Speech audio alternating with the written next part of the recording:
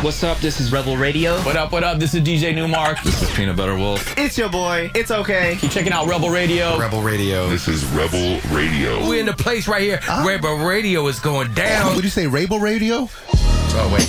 Let's do it again. Rebel Radio. What's up, Rebels? Welcome back to Rebel Radio, the weekly show where I bring you the rebels who are shaping our culture. I'm your host, Josh Levine. This week, I sit with Stormi Maya, the model, actress, musician, entrepreneur, hustler. Stormi she's on fire. She's prolific. She's controversial, outspoken, not afraid to say what's on her mind. She's got some great stories about the career that she's building, about running into haters who don't think she can do what she sets her mind to. She talks about some of the shitty men that she comes into contact with as a woman in this business, and I really appreciate her willingness to say whatever's on her mind and just keep going and stay focused on her goals and not let all that stuff get in the way. It's a great interview. I hope you enjoy it. Let's get into it right now. Yeah, cool. Well, I appreciate you making time for this. I've been following you. I think I probably discovered you from Hustlers, and been following you online. I like what you're doing, and so on this show, like, it's all about people kind of creating their own paths and creating their own life and career and brands out of this culture that we love. So I'm excited to talk to you and kind of see what you're up to and learn a little bit about the journey that you've been on and where you're going next. All right, dope. I'm ready. So, I want to talk about some of the stuff you've been doing this year, but I always like to kind of start at the beginning. And so do you remember the first record that you ever bought for yourself? Bought? Yeah, or maybe chose on your own. Like it wasn't your parents, or it was like your music.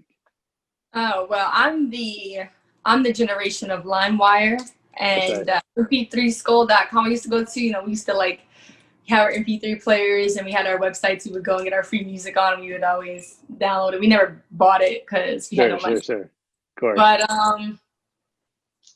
I've always been very unique with like my music because I like lots of different types of music. So I'm not, stuck on one genre. Even as a kid, I've always really loved Motown. I loved old school music a lot. I loved 90s hits. I loved old school hip hop. I also loved at the time, they used to call it bubblegum rap back when I was in middle school and stuff like that. So like what? Give me an example. What's one of those songs? I used to love the New Boys. Those ones with me, the Jerk song. I used to love, Soulja Boy was like the shit back in the day. Like, so that's what they called the bubblegum rap, I suppose. Like, that's what they were calling it then. I don't know if they call it that still. Right. And, I thought I loved that. I loved the old school hits. I was a real big fan of NWA and Public Enemy when I was in middle school and high school. So I used to like really hardcore tracks. I loved really grungy rap. And I also loved metal. I loved, like bands like I love Linkin Park. I love Korn, My Chemical Romance. I also really love classic rock like Aerosmith, that's Def Leppard. So I've always been a lover of music. I love music in general of all genres. I love pop music. I love Britney Spears. I loved Christina Aguilera. Like, I'm not like some people who are like, oh no, I only like this. I love like something kind of out of every genre. Like I love the Cranberries, and then I love Michael Jackson. I love Prince. I love Madonna. Like, I just like music. So when I was young, I would just like download a bunch of tracks from everywhere. Right. And, I was always like on YouTube, like discovering new tracks is how I'd find out about, you call it the bubblegum rappers. And they had all these like I guess they would be called underground bubblegum rappers at the time. I don't really remember their names, but there was a lot of groups like New Boys and stuff like that at the time. and they all had kind of like that similar vibe. Everyone was making that music that they had dance moves to at the time, and I thought that was fire. So yeah. And so how did you go from that? How'd you get started making music? I've been making music forever. I've been making music since I was about 12 years old, but professionally, I've only been making music for about 2 years. So I started making music when I was around 12, and I would just like write little raps, do little freestyles at my school. Just like at school kind of thing? Yeah, like in school we would do it for fun. Like, we would battle or whatever. And I remember, we just had fun with it. And it wasn't something that was like super serious, we just had fun with it. And then when I got into high school, I was still really much into music. So I took classes in music production, and I took a lot of courses as far as like how to use the equipment, the microphones and stuff like that. But it was more like the science behind it. So it was more about like how sound is registered and that type of stuff. And it wasn't as fun as I expected it to be. I thought it was going to be more like, making music, but it was actually more about the science behind it. But I was taking courses in that, and at the time I was still really interested in like doing rap music, stuff like that. But I was like 15, 16, whatever. And then I went into a career of modeling and acting, and I didn't get into music professionally until like I said, 2018. And it's because my manager / producer, I had met him on many film sets. He is a videographer, director, edits a lot of music videos in that scene. And we had met a couple of times because I was hired as a model for a bunch of music videos. And we kind of stayed in touch. And, he saw I was getting, my followers, I was doing a lot of stuff. And he's like, yo, you should get into music. You should try to get into it professionally. And I was like, yo, I've been wanting to, I just don't know how. Because I really didn't. I didn't know like how, what's the first step? Like how to get in the studio, like how to, like I was writing music, but I didn't have the proper science to it, the proper structure. Like I really didn't, you know what I'm saying? Like it's a science to it, like the way the hook is laid out, the way, the 16 bars. And so no one ever like really broke that down to me, So someone like him was great because he came in and he like broke it down for me, like, the science behind it. And he also trained me through the studio of how to record. And so basically he came into my life as a mentor, and he wasn't the only one trying to proposition me at the time. I had a whole bunch of people trying to get me into music around the same time, which is kind of funny, but had a whole bunch of people like, yo, you should get into music, because, they're seeing these girls get the followers, and they're like, yo, we should get these girls into music, we'll get money or whatever. But I actually took it seriously, and I actually love it, and it's something that I've been wanting to do forever. Like I said, I just didn't know how to, so. Yeah. Nice. Yeah. And so when did that, so if I hear you correctly, like you started out kind of making music as a hobby, and then you got into the acting and modeling thing, and then kind of came back to music. And so when did it become clear to you, or maybe if it has, like what's the career path that you're building? Like, was there a moment where you're like, okay, this is what I'm going to do? Or is that, talk to me about that. I don't even know where to look. I don't know if I should look here or look here, because that's the camera. It's all good. And that's the camera. Oh, I'm over here? Yeah. Oh, I see what you mean. But whatever, I don't care. Don't say it. But basically, music is my main priority. I do everything. I do a bunch of things, but music's my priority. It's the main thing that I'm pursuing. And basically, that's because it feels the most natural to me, and I love it the most, and I love the fact that it's mine. I'm in control of it, and I love that I can be myself with it. I got into modeling just as a way to escape my current situation. At the time, I was like 16. I was going through homelessness and foster care, a whole bunch of stuff like that. And, people were approaching me like, you should be a model, whatever. And it seemed like a great way to kind of escape what was going on in my life. And, I ended up making money from it and build a career. It was like the most clear path to kind of getting out of my situation, like kind of a come up. And it did work, like because of it. Within a couple years of me doing modeling, starting at 16, I was doing music videos on the daily. I was getting paid, even though it was like local stuff at first. I was making some money. Like I get paid a couple $100s for a photo shoot. and that would help me pay rent. I would do little events and stuff and make money here and there. I was networking, and it's a lot easier to get through the door as a female with modeling because, you know, when it comes to music, people can be kind of sexist and dismissive, and, you know, you're competing among all these guys and you have to earn all this respect. But with modeling, you know, if you're a pretty girl, automatically they're just like, whatever, you can be a model. So it was a great way to get through the door, you know, build my brand up, build a fan base. And then with acting, that was my first reality check of how people, they don't mind looking at you, but they might not like what you have to say. And they might, when you start trying to do something, I guess, more serious, that's where you start getting the criticism. So I got a lot of hate when I started doing acting. People were kind of like, bitch, stick to being a model, and people are really hateful. And then as soon as I started doing big projects, working among big stars, working among big directors, people turn around and they're like, oh my God, such a supporter, I'm such a supporter. And so the music was the same thing. Got into music, people were like, bitch, you should stick to acting, you know, nobody cares about what you have to say. I had really strong opinions that people didn't like. And about 2 years later, now people are starting to respect me.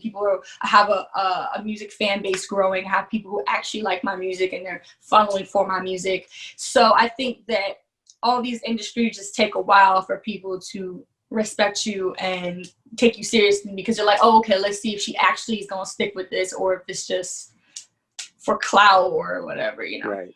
Mm-hmm. So talk about that a little bit. I mean, it's to me, that's, you know, I'm not surprised, but it's interesting to hear that, like, so each new thing you tried is, you know, you get a bunch of resistance, right? You get a bunch of haters. Yeah, I mean, basically, like, people just don't like when you're someone who can do multiple things. When you're someone who can do a lot of things, I feel like they're intimidated by it, because the average person can't really do one great thing. I know that sounds freaking terrible, but a lot of people can't. I think it's true. Thing. And so I think when they see a person doing multiple things that are great, then they're hateful, and there's their own insecurities projecting onto you, because a lot of people do not live their dreams. They do not do the things that they want to do in life. And so to see you do maybe like 2 or 3 things that you dream to do, or things that people would consider dream careers, I think that angers them, because they're like, I can't even do this. How are you able to do all 3 of these things? Or with those things. So what does that do for you? How do you process that when, you know, people's comments are they are whatever they are, right? And so people love to talk shit online. You know, what do you do? Like, what's your, like, does it affect you? Do you have some way that you kind of, you know, push past it or let it roll off you? I don't care what random people on the internet have to say, because that in no way, shape, or form affects my life. Like, it's not like they're going to take it from me, so it doesn't really matter. I find it flattering that people care about what I do. I actually would be more insulted if people didn't have an opinion. I'd be more insulted if people didn't watch my every move. So there are times where you get aggravated as a creator when you have a bunch of people criticizing or talking shit. Of course that gets annoying for anybody, because it's just like, okay, whatever. You're hearing the same thing maybe from 50 different people, and you're just like, you know, you get kind of like, all right, shut up. But does it actually affect my mood or affect how I feel about myself? No, because I do what I do to make myself happy. I am happy. I feel blessed. I work really hard for what I have. So I'm not going to let somebody who's just miserable in life ruin that for me. Because if you're a happy person or successful, you're not going to like hate on me for doing whatever the hell I'm doing. So these are clearly miserable, angry people. So, you know, you can't take them that seriously. Sure. Do you think that, you know, you talked about going through the foster system and some of those challenges growing up. So how does that, what do you take with you from that into this phase of your life? Like, what are the tools or the lessons that, you know, from that part of your life that are useful today? Well, I think that's why I don't give a damn about the things that other people give a damn about. I think that's why I'm not as sensitive or as easily fazed, because I've been through real life struggles. I've survived real things. I have seen real things. I have fought for my life. I have fought for necessities. So, you know, something as simple as people not liking me on social media and not liking my opinion is not really that big of a deal to me. Like, okay, I say a lot of things people might find controversial or they don't agree with me. And I think as a creator, it's great to be in a mental space that you don't care. You're going to still create what you want to create. You're still going to be unapologetic and do what you want to do. And coming from a hard background has made that easy for me, because I'm like, honey, I've had situations where I haven't had a place to sleep that night. I've had situations where I haven't had food or, you know, money for the buzz, stuff like that. So for me to come from something like that and then be in a blessed situation and then have people criticize it, I really can't sit back and be miserable, because it's like, I'm so happy that I have everything that I need. And, you know, I mean, a couple of years since I've gone through my struggles. So I think that's what it's mostly prepared me for. It's prepared me for life, because now I'm just like, the fuck is y'all arguing about some simple shit? You know, I got food, I got a place to live, I have like money. Like, I'm not sitting here stressing no damn people on Instagram talking shit. Like, talk shit, you're hating, you're jealous, you're angry, miserable. Like, Right. Too bad. Like, get over it. That's right. So like you said, you know, sometimes you say things that, you know, you say what's on your mind, maybe some things that are controversial. Because, you know, I know that celebrities or influencers or anybody in the public eye, like, you know, it's easy for certain things to get blown out of proportion or whatever. So besides not necessarily caring what other people think, is there anything you've come out and said that maybe you look back on and kind of regretted, or it was like not, you know, maybe you felt it at the moment, but later on it's like not okay? I say what I say. If I said it, I meant it. And even if I said it in the past and I meant it then, I'm not going to apologize for it now, because I meant it at that time. I've never said anything hateful. I've never said anything colorist. I've never said anything homophobic. I've never said anything like that, because I don't have an evil heart. And all these people coming out and apologizing, you know, they full of shit, because if that's the way they felt then, that's the way they feel now. I don't believe in this, oh, people change. Like, no, that's how you feel, that's how you feel. I've never said anything racist. I've never said anything like that. People don't like me because I'm very, I don't say people don't like me. I think some people don't like what I have to say because I'm unapologetic in what I say. And, you know, for example, some people might complain that I'm very pro-Black. I'm very, like, far liberal when it comes to females and female rights, because I'm very pro-sex worker. I'm pro-females doing what the fuck they want to do with their bodies. I'm pro, when I say I'm pro-Black too, I'm not like this fake pro-Black of, oh my God, we're Democrats and, you know, we're also like, you know, no, I'm pro-Black, meaning that I'm for what's best for the Black community, whether or not the Black community agrees with it. And, you know, in the day, that's me. I stand by what I stand by. If someone wants to prove me wrong and educate me on something, then I'm open to listen to it. But for the most part, everything I say out my mouth, I mean it. So that's it. No, I appreciate that, because I feel like, you know, obviously we're in an environment where everybody's speaking whatever's on their minds. And, you know, like you said, there's this, like, you know, these kind of standard lines from the Democrats, from the, you know, conservatives, from the whatever. And I think, you know, the reality is, you know, there's all kind of different perspectives, right? And it's not just one, you know, there's not just one necessarily right answer or belief system that's going to fit everybody.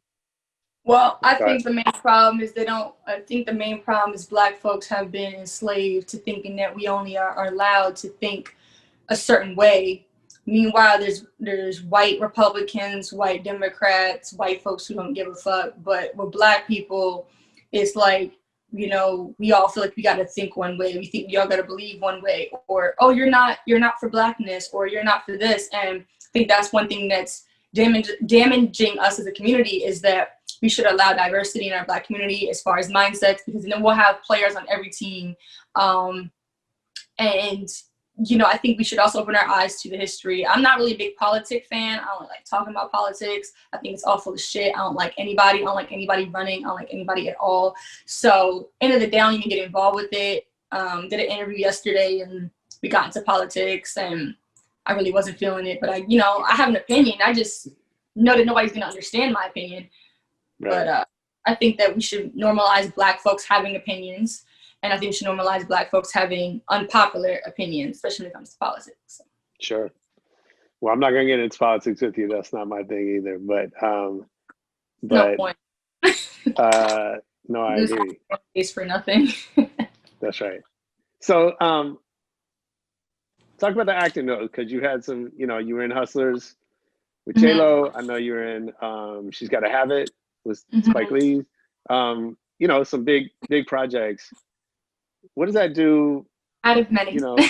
Well, so that's actually what I was going to ask is like, I think it's kind of a steady grind that you're just, you're building your career and your credits and your fan base and all that. And so, does something like Hustlers or anything in your the work you've done change the game, right? Where like the next day or the next month, the phone starts ringing or people respond to you in a different way because you've done that one thing. Definitely. People are fake as fuck. And Okay. mean, you got two different people who always come. Like that, it's not just with doing a movie, that's any type of thing that you do that's successful. Like when I got on the radio for the first time, you got people who do that. When I got on the radio the first time, it was like a whole boatload of people. What song was that? Black Name Magic. Okay. And it was on Hot 97, Sirius XM, Shade 45, BBC Radio 1. Like, so, when anytime you do like a little type of accomplishment, I will say, you definitely, these boatloads of people, like from high school, cousins, just random people out of nowhere. And I've had that happen to me for years now. Like every time I do something, even when I dropped the Black Man Magic music video recently, I got a whole bunch of people from high school talking shit, sharing it, hit me up. So every time I do any type of accomplishment, you get people just boom. Hustlers was great because even if you're not checking for me, your ass definitely went to the theaters to watch it. And if you were a hating ass bitch, you got to see me anyway. And you got to see me in all my glory. And so it's kind of funny because even if somebody doesn't want to follow me on Instagram or if they don't want to support me, they still got to see my ass. So that was funny. But definitely it brought a lot of people to be like, oh, what's going on? And yeah, it's definitely one of those notches of where you can't go backwards. So you have all these people who thought you weren't the shit back in the day, didn't want to put you in their film or didn't want to work with you or thought you weren't good enough for this and that. And then they want to come out the woodwork and be like, oh, hey, look at her now. I had that happen with the modeling stuff back in the day. I remember when I first started off, I had all these people, these little fake industry nobody people who at the time I was like, oh my God, it'd be a big deal. And they turned their nose up at me. I had this one woman who said I wasn't good enough to be in her little agency and, said I couldn't hold a candle to the chick she had. And I had people who wouldn't put me in their shows because they said, oh, I wasn't good enough or whatever. People just being really hateful and mean towards me. And then years later, I'm seeing them post my pictures up on Instagram or Facebook talking about, oh, this is me and her back in the day. And, I'm so happy that she's here now. And, people are fake as fuck. And they didn't want to be like, hey, girl, what's up? And I've had so many ex-photographers or ex-friends or ex-industry people in general just do that to me, hit me up like, oh, hey, girl. And I'm like, I remember you from such and such time ago. Don't fucking hit me up, bitch. I don't believe in that fake shit. I'm not a fake person. I'm very honest and real. And, I even had recently this dude that I wanted to invest in a movie of mine a couple years ago. And he disrespected me to the max because he was like, oh, if you want money for your movie, I can invest in you. And I was like, oh, I was so happy because at the time I was just starting to get into filmmaking. And I don't know if you know, but I just finished making my first featured film as a creator and a director. So okay. I just finished this movie called Shark, and it's a hip hop movie that I wrote and I directed, and we just finished everything. And, now we're shopping it out to buyers and stuff like that. So back in the day, a couple years ago, I was trying to get into that. And homeboy was like, yeah, I'll invest in you. And, he had a couple projects he was doing. And I was so excited because I'm like, yes, I need an investor to help me. And he was like, oh, well, if you want this money, you're going to have to fuck me. You're going to have to do this and that. Very disrespectful. And I didn't like the fact that he approached me like that because I was like, number one, we were already cool before. And it's just totally disrespectful, to approach me that way. I'm trying to do a business proposition and you trying to talk about, oh, well, you're going to have to fuck me for this money. Like, what the hell? And then he tried to hit me up a couple weeks ago on some, hey, girl, oh my God, I'm so happy to see where you're at. And I was like, ignore, didn't even answer homeboy. And he has the nerve to be like, I don't know what I did, but you're not answering me. And I'm just like, bitch, you know what the fuck you did. Same, last story about it. Had another guy back in the day, about 4 or 5 years ago, when I got, I was still new to the modeling game, still new to the industry shit. Wasn't in acting yet.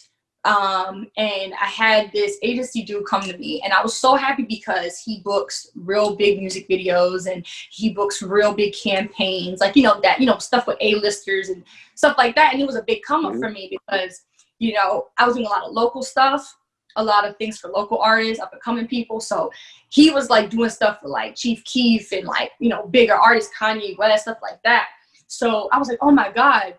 And he was like, yeah, so he got me a couple gigs. I did a couple music videos with him, did a couple shows with him, made some good money.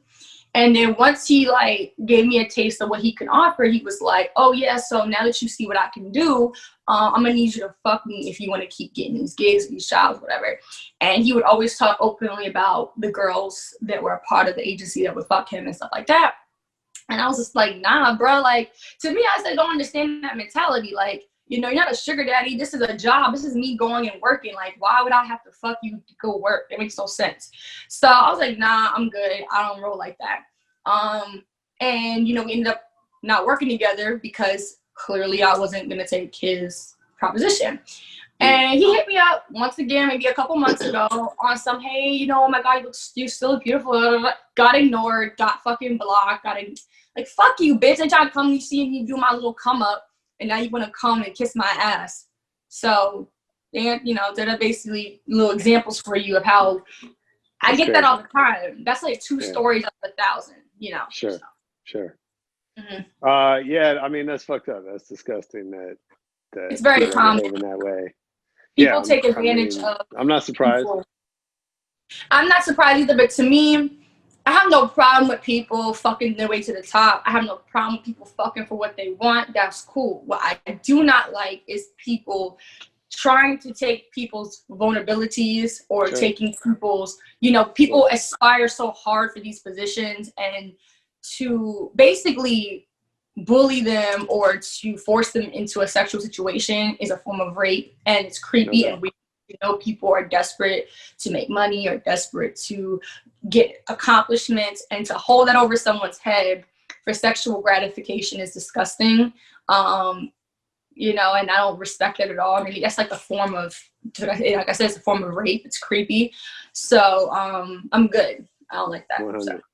Yeah, that's right. Yeah. Tell me about Shark.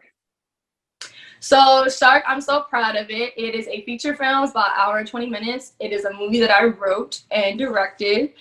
And I starred a little bit. I'm only in it for maybe like 2 or 3 scenes because I was focusing on really making the movie, and kind of hard to do both. And it follows the story of 2 rappers. And it's, I guess you would call it's a hip hop comedy drama. So it got a lot of hip hop in it, a lot of music. And then it also has a lot of comedic moments. And overall, it's the tone of its, drama. And it follows the story of 2 rappers, 2 different come-ups, 2 different obstacles, and they come from 2 different locations. One's from Montreal, Canada, one's from Baltimore, and moves to New York. And it's a very unique movie because it's really real, it's really down to earth. It has like some real like 90s black movie type feels, and it also has like a lot of Spike Lee realistic type feels, and it gives you kind of like that feeling of back to the day we used to watch Friday and those types of movies. And that's really what I miss like those really good black shows from back in the day, movies and stuff like that. And the thing that's really unique about the movie is we actually go to all these different locations. We go to Florida, we go to New York, we go to Montreal, we go to LA, we go to Virginia, and in all these places we go at, we get different music, different artists, we get a different outlook on hip hop and these people's stories. And so it's very funny and unique and interesting. And it's out of my crazy mind. So I mean, I hope people like it. And I'm really proud of it. And like I said, it's my first movie, so obviously there's some things I learned from it. There's some things I would change. I obviously would want to make it perfect, but I feel like it's the first movie, put it out there, learn from it, and then make better ones. Yeah. Nice. Yeah. And so what's the goal with that? You're shopping it? And Right, yeah, I put mean, it out just traditionally, or what's the plan?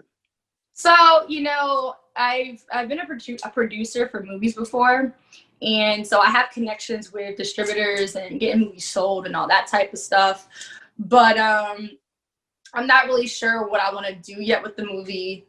Clearly, the most important thing is for people to watch it. So if there wasn't COVID, like I had this whole plan of like festivals and all that. I know they're doing online festivals.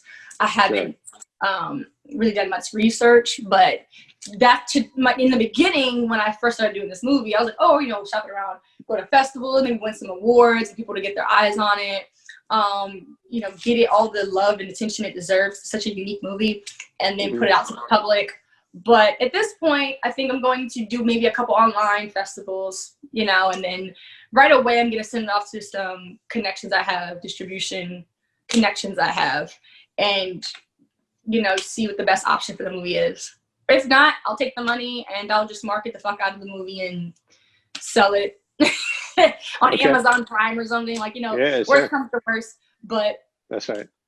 But I'm more about people watching it more than I am the money. So it's not really about the biggest offer. It's more about like, I just want the movie to be marketed. I want the movie to get a lot of attention, and it's going to put a lot of people on the map because there's so much independent music in it. The whole soundtrack of the movie is independent artists that submitted music to me. It's the movie. The actors are mostly rappers that we've made actors. Like the two main guys are actual rappers, and they're doing original music in the movie. And we have actor cameos from rappers, and so it's a true hip hop film. So. That's cool. Can't wait to see it. Yes, you will see it. That's exciting. Can we talk about hair for a minute? Okay. Because, I mean, I love your hair. It's amazing. You know, it's definitely, I think of it as kind of part of your brand. I guess it's become that. Yeah. I mean, it seems like, you know, we see, you know, if you follow you online, you see your hairstyles change. And you talk about it, and you talk about, you know, how people have, you know, people's opinions of your hair over the years. And then when I was doing my little research, you know, I saw like old photos where your hair was straight and blonde and all that. And I feel like you're, you know, to me, I feel like this is part of your superpower. And so what is that superpower? I don't know. That's not for me to say. It was a journey. Basically, back in the day, I used to wear weave. I used to relax my hair. I used to straighten my hair. I did different color weaves. I had blonde weave for like 2 years, and I went natural in 2017. I shaved my head. And my hair was so damaged. It was so bleach damaged, and it was heat damaged. It was like everything. So I shaved my head, and my whole intention was kind of like, all right, you know, I'll start from scratch. And then as my hair started growing out, for the first time in my life, I was seeing my real hair texture. My hair's been getting relaxed my whole life. So I never really got any chance to embrace my natural hair texture and like that. So hair started to grow out. And, you know, I had like no intention of keeping it natural and no intention of not straightening it. But I don't know, I kind of started like experimenting with it. And I was like, you know, playing around with wearing it. And I ended up falling in love with it. And I realized how liberated and free I felt as a Black woman to actually like my hair texture. And, you know, I never meant to be like this soapbox, my God, black hair. I think that I had to go through that journey myself first before I could start preaching. But once I realized how liberated I felt, then I was just like, hell, this is the way to go. Like, I'm not going backwards because, you know, the problem isn't, okay, Black women straightening their hair. I have no problem with Black women straightening their hair, wearing straight weave, whatever. I don't think there's anything wrong with people doing what the fuck they want to do. My problem is the shame that comes with it. That's where I had realized that, oh, I'm not straightening my hair, wearing straight weave because, oh, I like it. I'm doing it because I've been told my whole life that my texture is ugly, my texture is bad, my texture is not acceptable, my texture is unprofessional. And when I kind of realized that it was more of this policing system of my hair and not necessarily, oh, just a personal preference, then that's where I started getting kind of angry. And I was like, fuck this. Like, this is like a big F you to the system. As an actress and as a model, my hair has always been an issue. Even back when I used to have it straightened, it was never straightened enough. It was always like, they would get mad at me on photo sets because they'd wet my shit would puff up. Or, you know, if it was humid, my hair would puff up. And my hair was never as silky or straight as the white girls or the Asian girls or whatever. And I would do gigs and people would make complaints about my hair. And at the time, when I first started modeling and all that, I used to just straighten it. But then it wasn't like it was still not the right texture. So I started wearing wigs and weaves and stuff like that because when I was on set, like I said, like if it would get wet, stuff like that, it would get messed up. So the weave and the wigs will prevent that. But then, like I said, I started realizing it was like I felt in prison. Like I remember I would turn down gigs, I would turn down events if I didn't have my hair done. So like if I couldn't get my hair done the day before, if I couldn't get my weave in, I wouldn't go to work. I wouldn't go to events. I would turn down acting jobs or modeling jobs.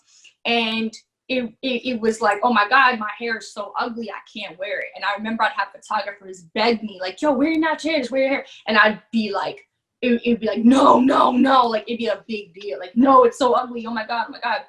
So finding love for my own texture definitely liberated me as a Black woman.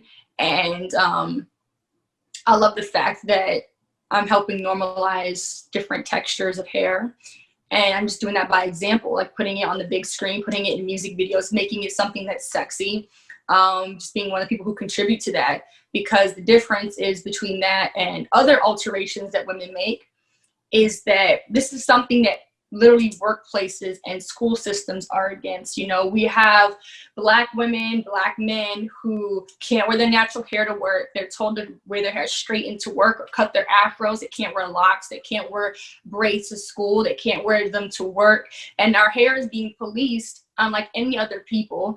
And so this is a bigger issue than just preference. This is actually something that's been against us forever. We used to have to wear our hair in scars because white women were, you know, they were insecure about themselves looking at our hair, and they used to not like their men looking at our hair. So we used to have to cover our hair for their insecurities. And then we had to straighten our hair to work in their workplaces. Our hair has been policed forever. And so I think it's so liberating for a Black woman to say, fuck you, take her power back, wear her natural crown. And now you got all these white girls trying to wear box braids and fucking cornrows and all this other shit that we're not allowed to wear ourselves. So I think, you know, for me, that's why I wear it. It's, like I said, it's liberating. It makes me feel like I'm embracing my culture, who I am as a Black woman. It looks like I'm not trying to hide what I am. To me, it's like a big fist in the air, displaying it to everyone. And I think it makes a statement as a Black woman. I think it shows my Black pride. And I think it shows that I'm not trying to pass. I'm not trying to disguise myself to European standards. And so for me, it's a whole lot of reasons why I wear my fro. And I only will wear a fro texture. I will only wear Black hair texture. I will only wear Black hair styles. I have gotten in trouble on set as an actress and as a model since going natural. I've had fights with my agent. I've had fights with directors because of it. And I always tell people the quote I got from Tracy Ellis Ross: if you hire me, you hire my hair, because we're the only people that you will hire for a job and then want us to wear another culture's texture. That makes no sense to me. Like, if you hire a white girl, she's probably never going to face a situation of having to wear a Black person's hair texture for a gig, versus we'll get hired for an acting job. And it's like, oh, we want you to have this European white woman hair texture that we just, you know, it's possible for a Black woman to have that texture. It is possible, but it's just extremely rare. So I find it extremely insulting that you'd hire me as a Black actress and then be like, oh, your hair's too Black. No. So that's my opinion. No, I love it. And I love, you know, you talk about the feeling of liberation, making that choice. And I think, like, you know, everything we're talking about, you come across very, you know, confident, very sure of who you are. And so to me, like, that's part of it, right? Is, you know, we all have to find that comfort in our own skin. And yeah.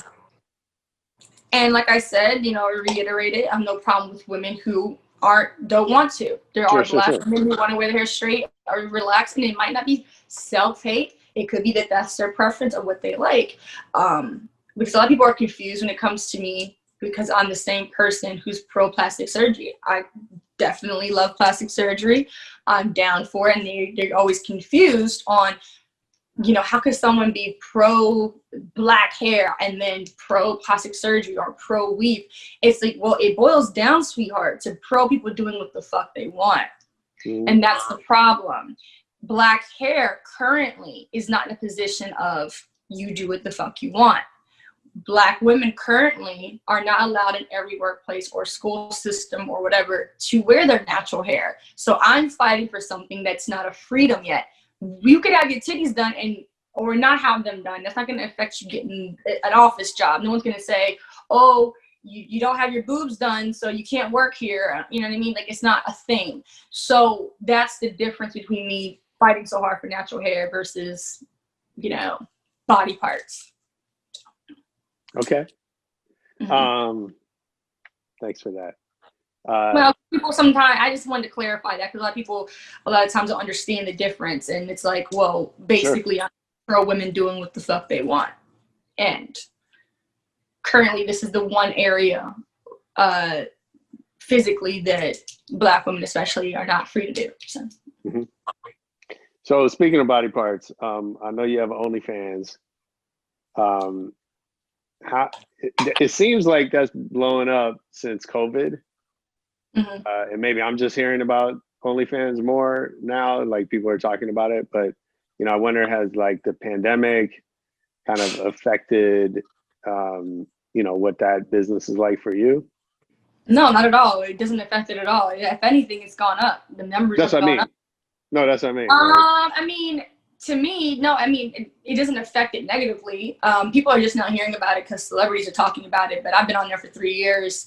So it's funny to see like all these celebrities now on there. And a lot of girls were angry. A lot of sex workers were angry because they're like, oh, they're, you know, on there taking over our platform. But see, I'm an adapter, and that's why I will always succeed. I see the positives in things when it comes to business, and this is just bringing more people to be aware of it. How many motherfuckers didn't even know what OnlyFans was? You know, when it was just me and a bunch of sex worker chicks, they didn't know what OnlyFans was, right?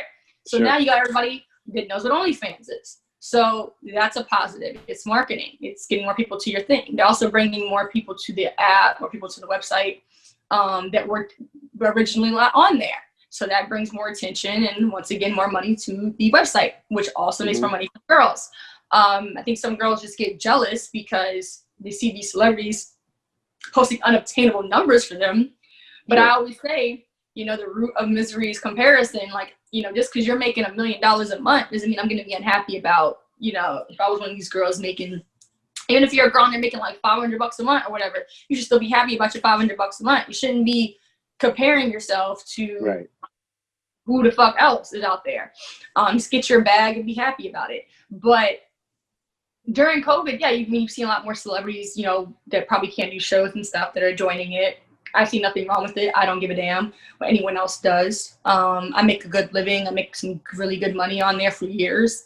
And I have a lot of girls that are underneath me that I coach and mentor and help them make the bag as well. And someone else making their bag has no effect on my bag because Cardi B's fans are not your fans. That's right.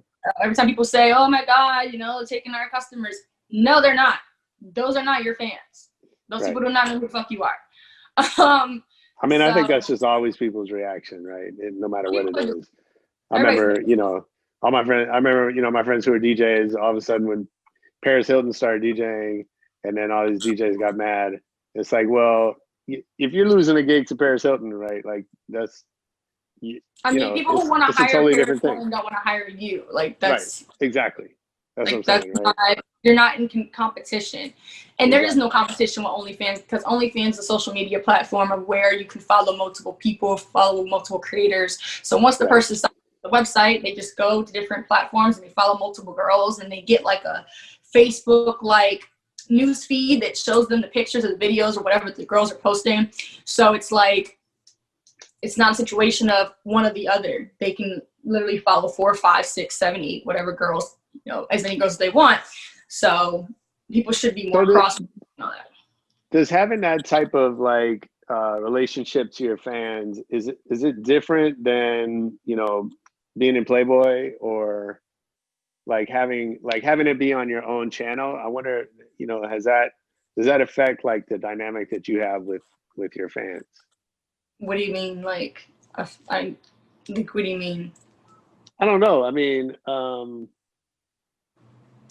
Obviously, you make different kinds of content. You make movies and music, Mhm.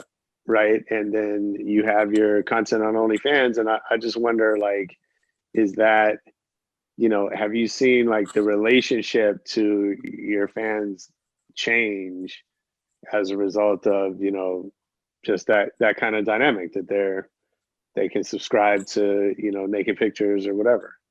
I mean, I've been doing naked pictures since I was 16. That's when I built my Right. brand. So I'm not someone that really asked that to, because I was a Right. Playboy model. I was a Playboy model for 2 years, and I built my brand on sexuality. So I guess that's what I wonder, right? Is like, that's my question, is like, is there a difference between being in Playboy where it's Playboy's customer that's looking at your pictures versus this person that's subscribing directly to you and has a direct relationship with you?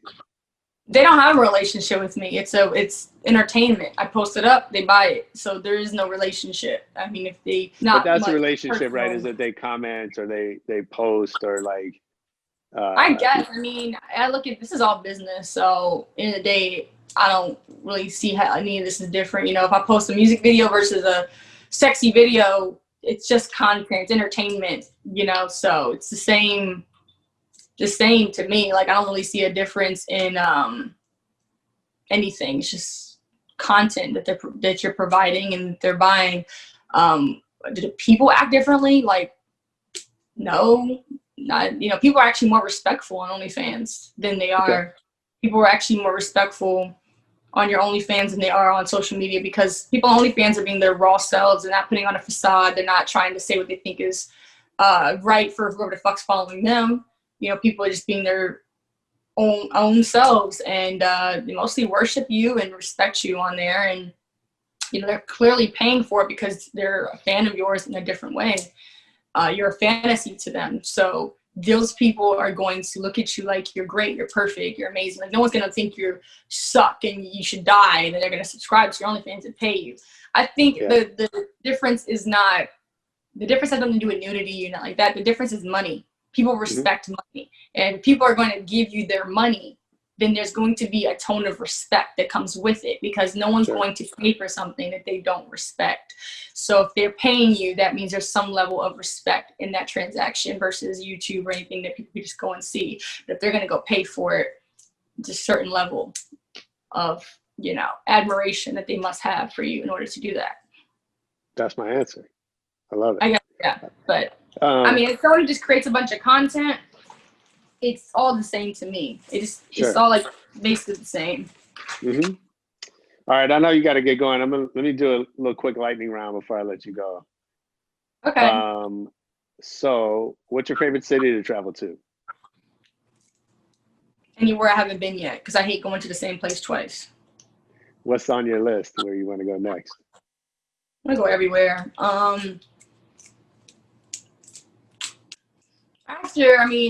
Me and Karen got really dope. So it's not really about cities. It's more about countries, because like I don't really, care about a specific city.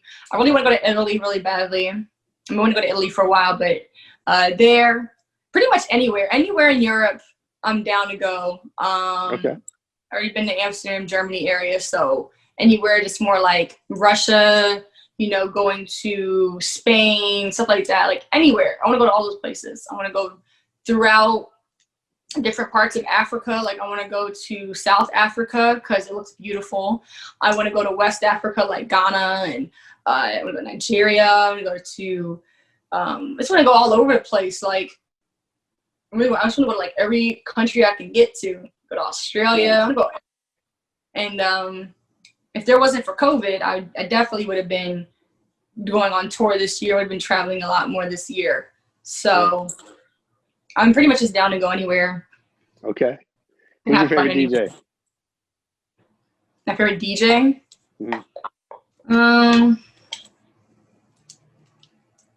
DJ Quick. I love DJ Quick. What's the last great book you read? Great book.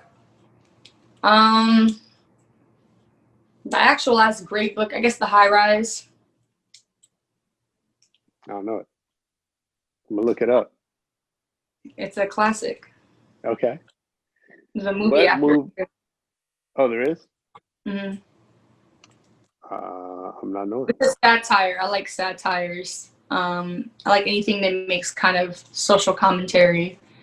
So, yeah. Nice. And recently, I'm a big fan of Lord of the Flies. So I like the book a lot. So I currently was trying to watch the movie. The movie was boring as fuck. I couldn't watch it. The one from like the 90s or whatever. I was trying to watch it. It was so damn boring. It was just too slow paced for me, the movie. I was like, I don't want to watch a bunch of little boys running around with no damn shirt on for an hour. So the book is good though. So I like stuff like that. I like, because that's also a satire society, about different types of people, stuff like that. Anything that's, in a witty way, self-reflecting our society, I like. Okay. Mm-hmm. What movie do you think you've seen the most in your life? Coming to America is my favorite movie, and I can watch it a million times. I can quote it all day. It's like the best movie ever made. So good. I was waiting for number 2 this year, but I think they're waiting for the theaters to reopen. Next year. So I'll definitely be watching that as well. I love anything with Eddie Murphy in it. I love it. Yeah. Who has taught you the most, someone you've never met that's taught you the most? So so like a celebrity, I'm guessing.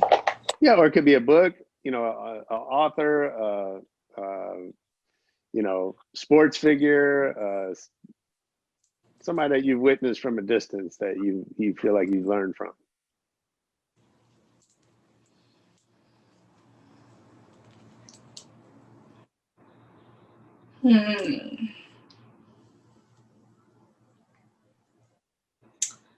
It's funny. I don't have like a one answer for that. I actually, in the past 2 years, have been watching a lot of commentary channels on like YouTube. I watch a lot of interviews and stuff, and by doing that, I get a lot of great insight, because I'm that kind of person, like I can't look at one person as, oh my God, this person taught me so much. I like to kind of watch a lot of different people, get a lot of different insights. So I like to watch a lot of these, you call it drama channels, people who make commentary on celebrities or current events. And I like to watch these interviews, and, people interview a bunch of people about their opinions on stuff. And I like to get the insight from different people. And a lot of times I'll watch channels that even have opposing views from mine, but I think that it helps open my eyes to being a well-rounded person. So I can watch like Lovely Tea, Choice TV. I used to watch Vlad TV before the controversy. No Jumper, Joe Budden, the Breakfast Club. I watch all that stuff, and I watch a lot of it, like I said, to keep up to date with what's going on, to get people's different commentary, different opinions. And that's actually, I know it sounds kind of corny because it's not a person, but watching a lot of those all the time has opened my mind to a lot of different opinions and options and stuff like that. And I think that's what, I like that. I think we all need to spend more time with people that disagree with us or that see the world in a different way, right? Yeah. And to just, understand that our way of thinking is not the only way. That's what I've been doing a lot of. Like I said, I like watching a lot of these channels where people say their commentary, and everybody has a different opinion. Like some people might be for this, and then I might watch a channel that's against it, and I don't get offended anymore. I actually just listen, and I find it entertaining, and I'm like, okay, that makes sense. Or I might still disagree at the end of it, but I like this fact that I still know what that opposing person thinks. So I like those. Sure. Those teach me the most, I feel like, as a person. Nice. Okay, my last question. If I worked for you, what's something I would hear you say over and over? If you worked for me? Yeah.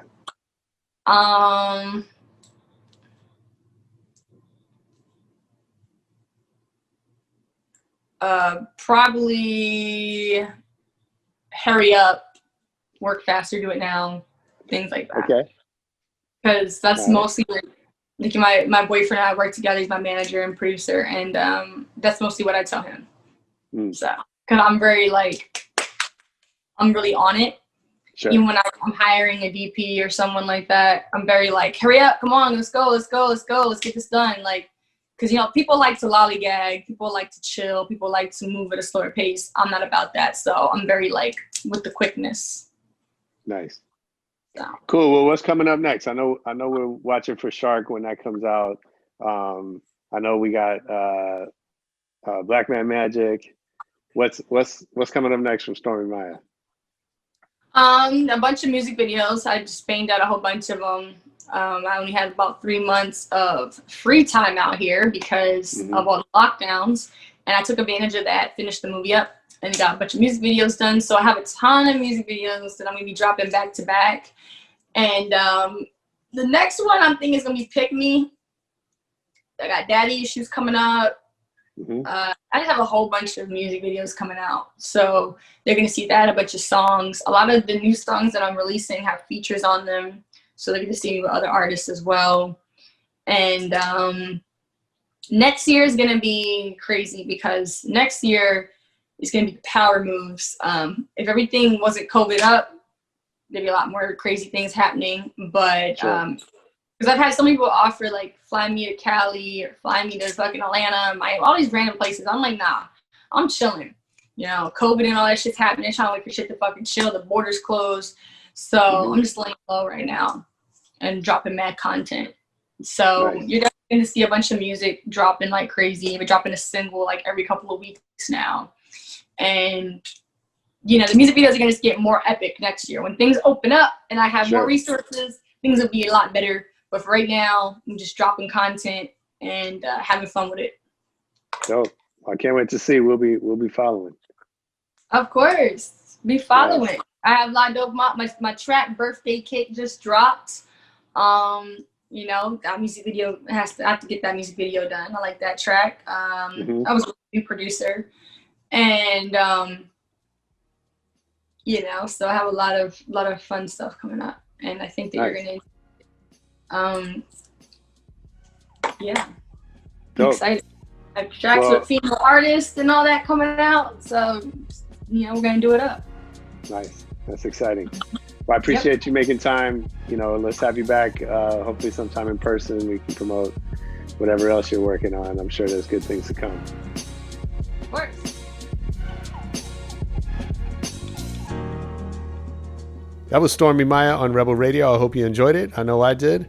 Leave us a comment. Let us know what you thought. Hit us up on Twitter at Rebel Radio Net, our Facebook page at Rebel Radio Net. You can find videos of many of our episodes on our YouTube page. And most importantly, come back next week for more Rebel Radio.